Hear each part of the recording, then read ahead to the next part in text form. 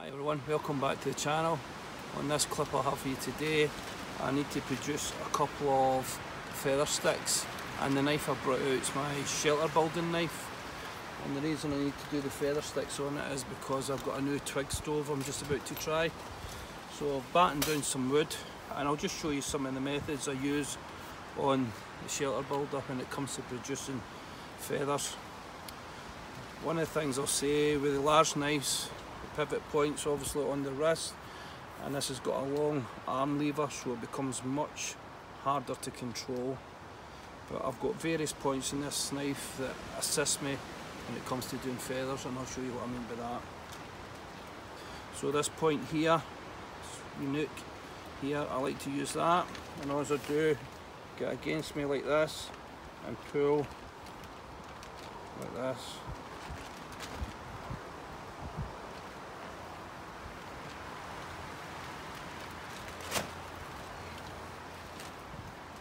And this produces mega thin curls, probably the thinnest I've ever produced on a piece of wood. And that's the good thing about that point. And this bit here is usually my first feather stick, and the reason I like to use this is because they're so fine it usually catches straight away with a ferrule rod, just with a couple of sparks. And look how thin that is. They're just rolling, you can almost see through them. So that's one method I use, using this corner here, and it works really good. The Scandi bevel I've got in here works really good also, and I'll show you how to do that. So I'll just fix it. I can fix it against my knee, the handle. Thumb on top for control. There we go. And it just produces them like that. Slightly larger, I would say, but it still does a good job. So I can do it that way as well.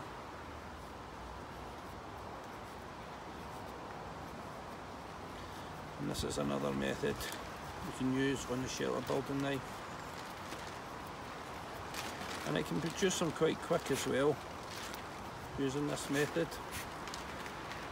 The thing is, you know, you maybe go out into the field and a large knife is all you've actually taken, so you haven't got any other option apart from using your machete or your one tool option to do your feather sticks.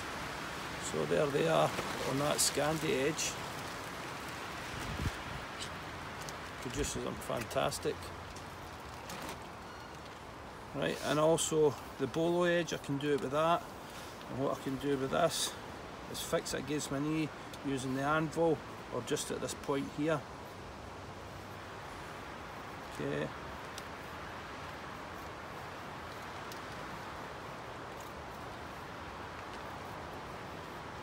And just use the curve up there.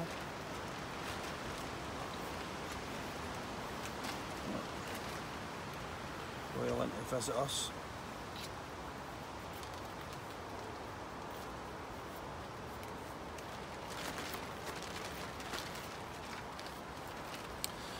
And there it produces a different type of curl, slightly larger, but it does do it.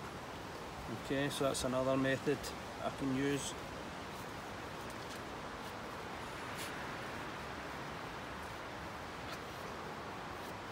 So even though it's a large knife, it can still do the delicate tasks. And a lot of that's down to your individual skill levels, putting the time in, practice in. You know, I consider myself to actually be rubbish at doing feather sticks, as you can clearly see. Some guys are absolutely brilliant at it. That's okay when you've got a knife like this, you know, and you can sit there all day and lovely control. The knife's made basically to do this type of stuff. But as I said, you maybe have went out into the field or your weekends training, whatever you're doing, and you've only got that knife with you, and you don't have a small knife to be able to do these type of feathers with the greatest ease. So it's just to show then, doesn't matter what tool you've got out, you need to get the practice in. They'll all work if you put the time and effort in. Another method then we can use is jamming the knife against the tree if maybe you're injured or maybe lack the strength to do it because the knife itself is actually too heavy. We can do it this way and produce shavings nice and fast by using the tree to stabilise the knife, and just draw backwards on the blade, and this will produce some nice feathers and give you some good control, and it lets you do it with a decent bit of speed also, especially if you're in a hurry, maybe the rain's coming on. Once you get that biting point, it works good.